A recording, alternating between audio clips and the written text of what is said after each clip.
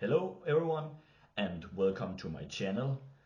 In this video I'm going to review the Alfred Hitchcock movie Lifeboat from 1944, which is a film based on a John Steinbeck story, and it is set during the Second World War, where there is this ship that has been hit by a torpedo, and then in the beginning we sort of see what is left from after the ship has crashed, and you sort of see a small lifeboat with a woman on, and after some time we sort of see what she has a camera and she looks into the ocean, and suddenly people from the ship comes on the boat one by one, and but then suddenly they one of them is a German, the last one, and those on the boat has to decide what to do with this German or Nazi. It's not very clear in the beginning if the German is a good guy or a bad guy, and we don't really know what the people or we know what the people thinks, but we do not really know what will happen with him, or what they will do, and that is sort of the plot of this film, and it's an interesting premise because it makes things very complicated, and it's really also a kind of an ethical dilemma. What if they have to kill this German passenger, even though he's a villain for them, or is it better to leave him alive, and maybe he will help them. So there's in that way a lot of suspense right from the beginning, because we as the audience don't really know the German, the passengers on the lifeboat. So I really think it is a brilliant concept, and also brilliant, brilliant way to start the film. It's very like typical Hitchcock visual storytelling. We see what the woman sees, and one by one they come on the boat. Very cinematic. It's but of course then the film has some other what's the right word? The other complications. There's a man his leg is he can't feel it. He has been hurt, and then there's a scene where he has to amputate his leg, or he wouldn't survive. And then it's the German that has to amputate the leg, and it's a incredible suspenseful, but also it really hurts while you're watching that scene, because even though you don't see the amputation, it's kind of like the way the film it's edited together. You see all the people's reaction to it. It's really heartfelt in a way, and the man who has his legs, he drinks, and you can sort of see the desperation in his face. Very good actor, actually. I don't know if I've seen him before in other ones, but he really is great, and all the actors are really great in this. And even though what's the lead actress, Tallulah Bankhead, I think she's probably the most famous of the actors, but it's not really like typical Hollywood actors. They have, all of them have great personalities and great charismatic faces, so they're very recognizable, but they are not like Cary Grant or Clark Gable types. These are much more unknown actors, but they're all brilliant, and I think it makes the film better. They are not as famous as if it was Cary Grant or something like that, or Vera Miles. I don't know. But it's a film that I also think is incredibly brave for its time, because it was made during the war, but the film has a lot of modern stuff or sort of interesting subjects or topics. I don't know what the right word is.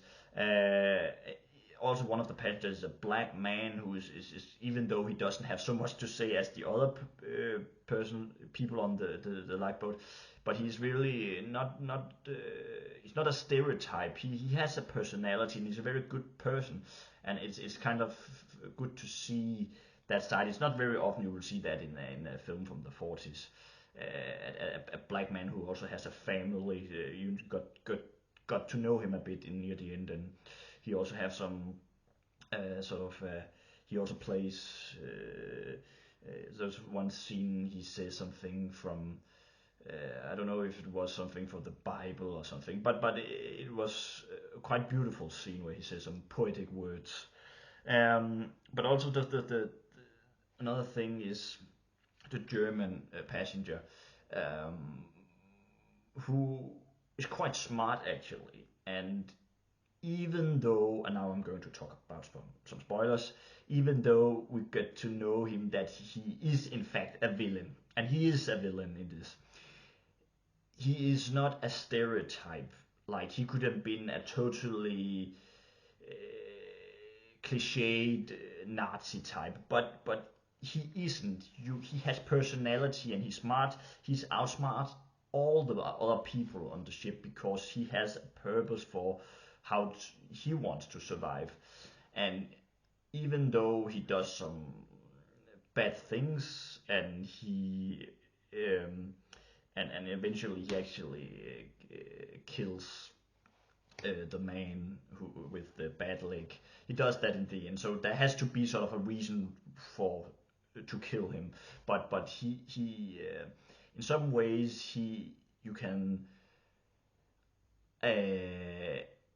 empathize with him, even though he's the villain, because he also just wants to survive on this boat, and he uses his intelligence and to outsmart the other ones, and that I think is a brave thing for a movie from the 40s during the Second World War to have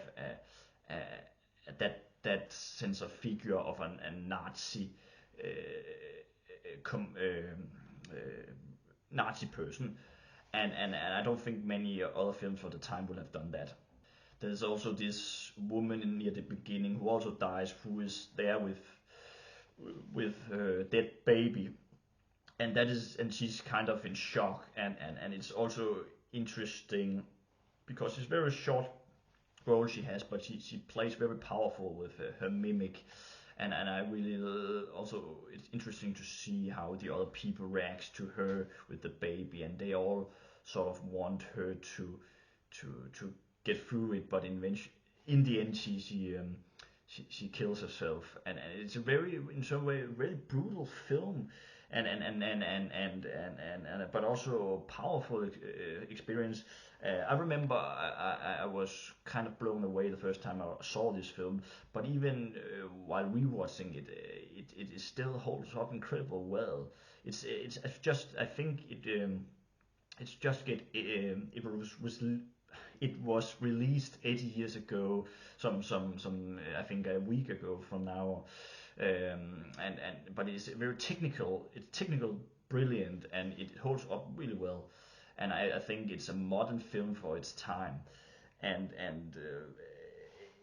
it's just a film that I think people doesn't really see comparing to other Hitchcock pictures, because in that way it's quite underrated, I think, because I think this is sort of this is Hitchcock's first real attempt to make a film on a very limited space, and he does it again in Rope, Dial M for Murder, and Rear Window, and this is really his, I would say, his second best version of that. I think Rear Window is still the best of those, but I think Lifeboat is very close. Actually, I think it's much better film than people really realize. Sorry, and it's have some also just interesting characters. There's women and men who has sort of prejudiced against each other, and also have some love stories back home that they are discussing. And then I also have to say about talk about some. It's a very brutal film, and I really think that because there are some scenes, even though you don't see the things that happened, it still really hurts, and in some ways it's kind of more scary than the bathroom scene in Psycho, or the birds from the birds. It's really a heavy film, but brilliant.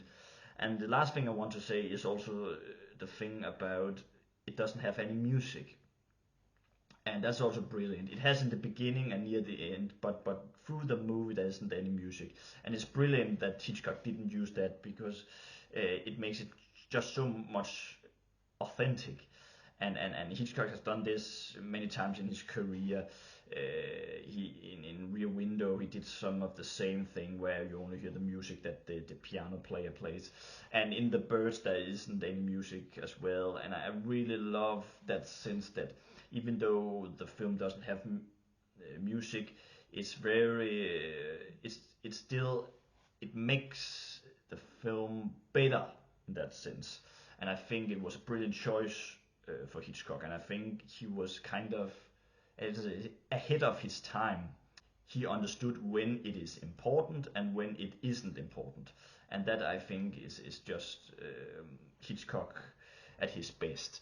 And I think Lifeboat, when I rewatched it, I think it's actually in a top 5 of his best films. I think it's that brilliant. Thank you so much for watching this video. Let me know in the comments what you think of Lifeboat, and I hope you will all have a very nice day. Bye.